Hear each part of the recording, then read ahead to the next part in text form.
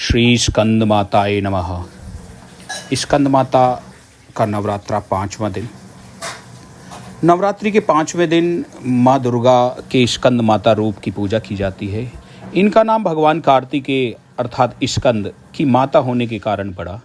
इनका वाहन सिंह है और ये कमल के आसन पर विराजमान रहती हैं, इसलिए इन्हें पद्मासना भी कहा जाता है।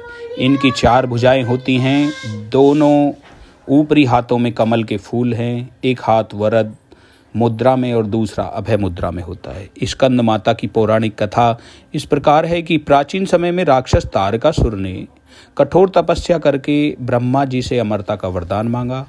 ब्रह्मा जी ने कहा कि अमरता संभव नहीं है, परंतु वह कोई और वरदान मांग सकता है।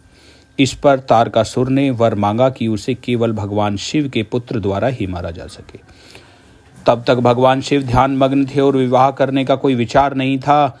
तारकासुर यह सोचकर निश्चित हो गया कि जब शिव विवाह ही नहीं करेंगे तो उनका पुत्र कैसे जन्म लेगा। इस प्रकार वह अत्यंत शक्तिशाली बन गया और देवताओं को हराकर स्वर्ग का अधिकार कर लिया। घबराए हुए सभी देवता भगवान विष्णु के पास पहुंचे। विष्णु जी ने बताया कि इस संकट से मुक्ति का एकमात्र उपाय यह है कि भगवान शिव और माता पार्वती का विवाह हो, जिससे उनका एक पुत्र जन्म ले और वह तारकासुर का संहार करे। माँ पार्वती ने कठिन तपस्या की और भगवान शिव को प्रसन्न करके उनसे विवाह किया। विवाह के बाद उनके पुत्र कार्तिकेय अर्थात स्कंद का जन्म हुआ। बालक स्कंद बचपन से ही अत्यंत तेजस्वी और वीर हुए। जब देवताओं ने उनसे प्रार्थना की तो उन्होंने युद्ध में तारकासुर का वध कर दिया और देवताओं को उनके अधिकार वापस दिलाए। इस प्रकार भगवान स्कंद अर्थात कार्तिकेय सैन्य प्रमुख सेनापति बने और देवताओं के रक्षक कहलाए। चूंकि माँ पार्वती ही स्कंद अर्थात कार्तिकेय की माता हैं, इसलिए इन्हें स्कंद माता कहा जाता है। स्कंद माता का महत्व, उनकी पूजा का, माँ स्कंद माता की कृपा से साधक को ध्यान, बुद्धि, ज्ञान और मोक्ष की प्राप्ति होती है।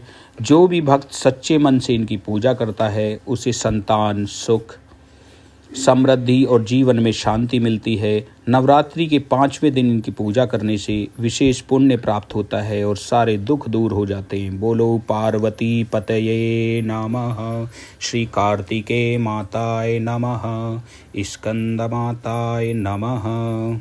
और एक ज़रूरी सूचना, एक ज़रूरी बात, अगर आपको इस तरह का कंटेंट चाहिए तो आप मेरे को कमेंट करके बता सकते हैं और चैनल को लाइक और सब्सक्राइब कीजिए। तब तक के लिए जय श्री मातेश्वरी नमः।